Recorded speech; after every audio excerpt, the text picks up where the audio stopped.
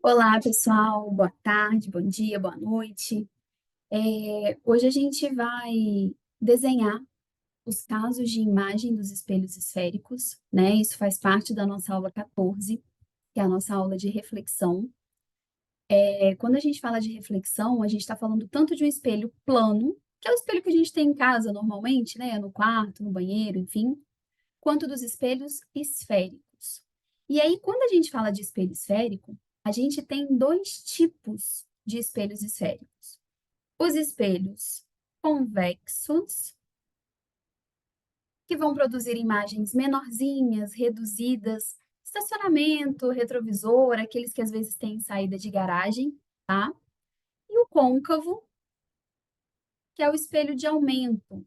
Então, às vezes é um espelho que a gente usa para fazer uma maquiagem, para fazer uma sobrancelha, que o dentista às vezes usa, né, para ver com mais detalhe alguma coisinha da nossa boca e tudo mais. O que acontece é que o espelho côncavo, além de ter além de ser um espelho de aumento, em algumas situações ele também pode fornecer para a gente uma imagem um pouco estranha, um pouco esquisita, dependendo da posição que o objeto tá. Então é isso que a gente vai ver hoje. Se você acompanhar, lá no final da sua apostila tem uma folhinha para você poder fazer os desenhos juntamente comigo, tá? Para a gente fazer os desenhos, a gente vai usar o que a gente chama de raios notáveis. Raios notáveis são raios que eu já conheço. Eu já sei qual é o caminho que esse raio vai fazer, eu já sei qual é a maneira como ele vai refletir, e aí a gente vai usar quatro raios. O primeiro eu vou chamar de paralelo foco. E esse nome tem um motivo. É porque todo raio que incide paralelo reflete passando pelo foco. É a característica desse raio. Então, ele vai bater no nosso espelho, vai refletir passando pelo foco. O contrário também é verdadeiro. A gente vai ter o raio que a gente chama de foco paralelo. Ele incide, ele chega passando pelo foco e ele vai refletir paralelo, tá? Temos também um raio que chama centro. Só centro. Por quê? Porque ele vai no centro e ele reflete em cima do próprio centro. Se a gente pensar um pouquinho em matemática, quando a gente tem uma esfera, qualquer reta que passe pelo centro dessa esfera é a própria reta normal, né? É a reta que faz 90 graus com a nossa circunferência. Então, a reta que incide pela normal reflete em cima da própria normal. E por último, vértice-vértice, que ele entra no vértice e ele sai do vértice fazendo ângulos aqui, ó, de mesmo valor. Então, aqui o ângulo incidente precisa ser medido para ser igual ao refletido. Nos demais raios, foco paralelo e paralelo foco, esse ângulo também é igual. Só que para a gente não precisar ficar medindo o ângulo numa coisa que é esférica, a gente acaba usando os raios direto, tá? E aí, qual que é a questão agora? O espelho côncavo, ele é espelhado do lado interno. Então, eu pego o espelho e ele é espelhado do lado de dentro. Sendo assim, ele tem 5 lugares que o objeto pode estar. Olha só, o objeto poderia estar aqui, antes do centro. Nessa posição, ele vai me dar uma imagem. O objeto pode estar aqui, no centro, e aí eu vou ter um outro tipo de imagem. Ele pode estar entre o centro e o foco, e aí eu vou ter outro tipo de imagem. Ele pode estar no foco e depois do foco. Então, para cada um desses lugares, a gente vai ter um tipo de imagem diferente. A gente vai fazer os 5, tá? Então, pega a folhinha que está lá no final da sua apostila, nos anexos. Você vai ter um desenho exatamente igual a esse. E o que a gente vai fazer é o seguinte: a gente vai traçar pelo menos 2 raios notáveis para tentar descobrir onde está a imagem. Então, partindo aqui, gente, ó, da cabecinha do nosso objeto, da cabecinha da seta, eu vou fazer o primeiro raio, que é o paralelo foco. Então, ele vai paralelo, toca o nosso espelho, reflete passando pelo foco. O que mais faz a gente errar na hora da gente mesmo desenhar é não passar aqui no foco direitinho, tá? Então, faz com bastante atenção para você ter isso aí como material de estudo. Então, ele vai paralelo, desce pelo foco. ele vai pelo foco e ele reflete paralelo. O que a gente está procurando é o reflexo, a imagem.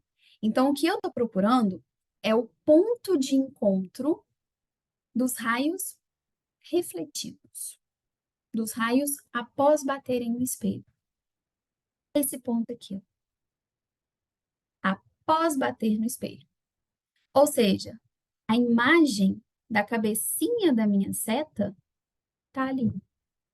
O que significa que a minha imagem está aqui.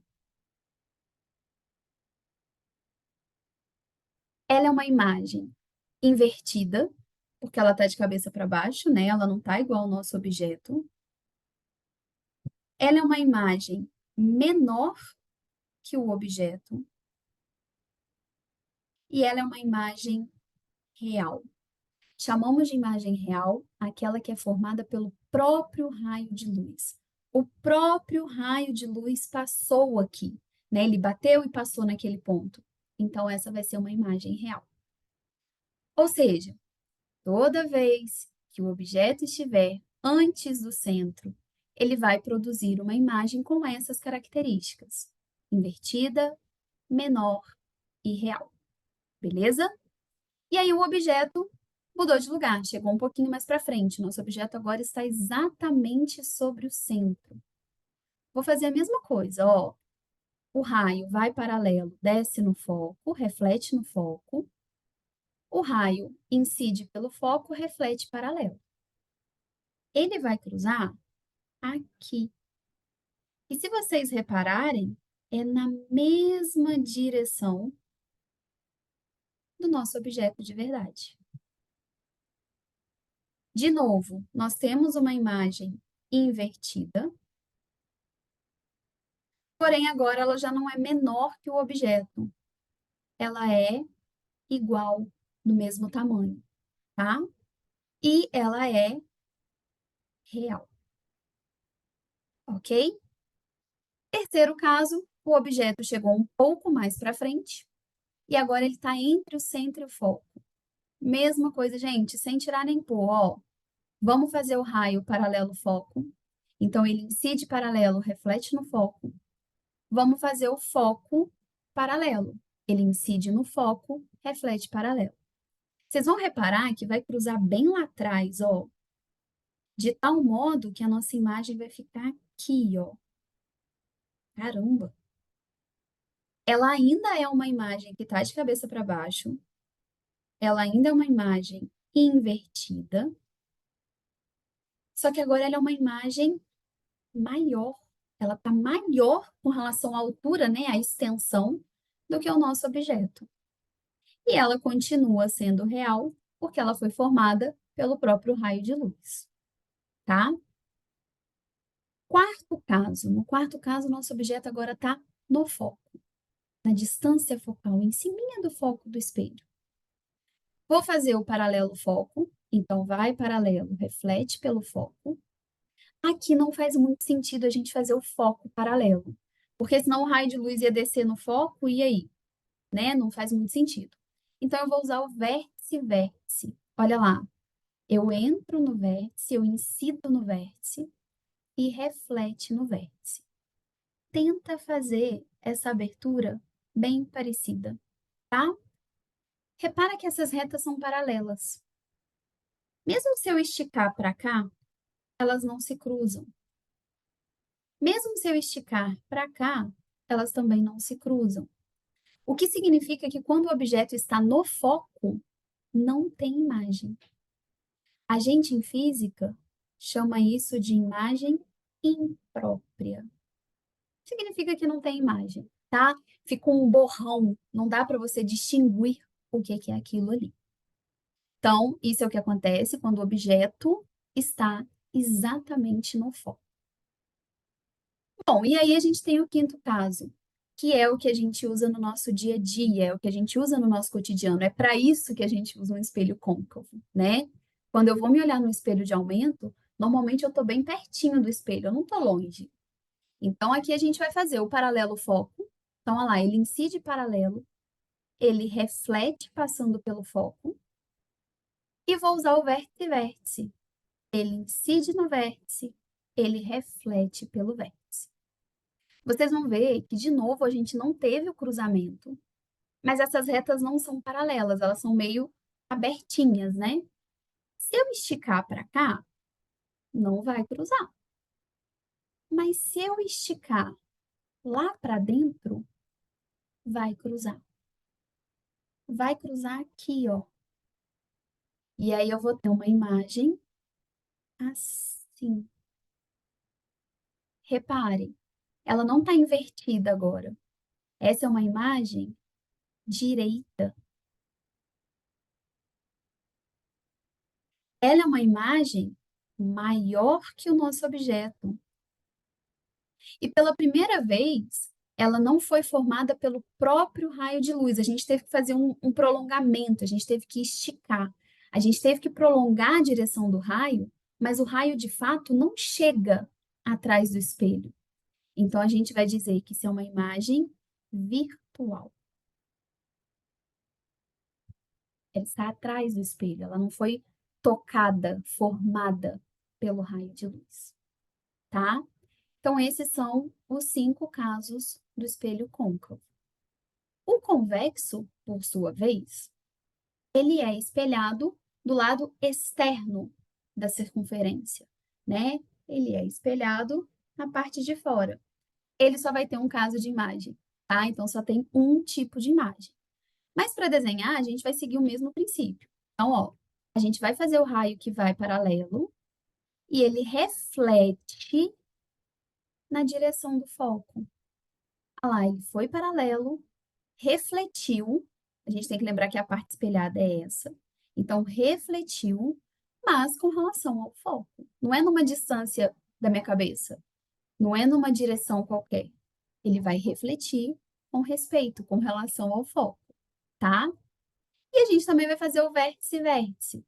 Então, vai no vértice, reflete no vértice. Como vocês podem ver, não cruzou.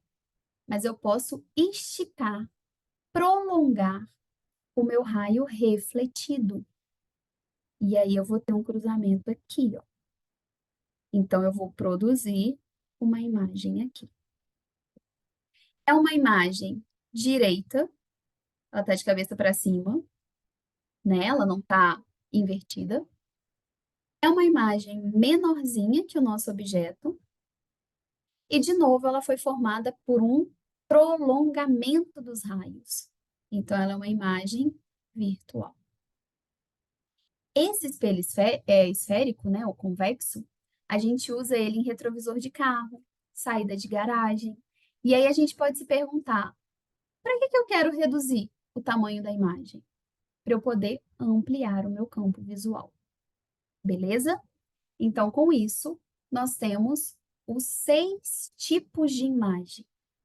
5 do côncavo e uma do espelho convexo. Espero que você faça esse desenho na folhinha que tem no final da apostila. É importante a gente fazer isso pelo menos uma vez na vida, tá bom? Até a próxima!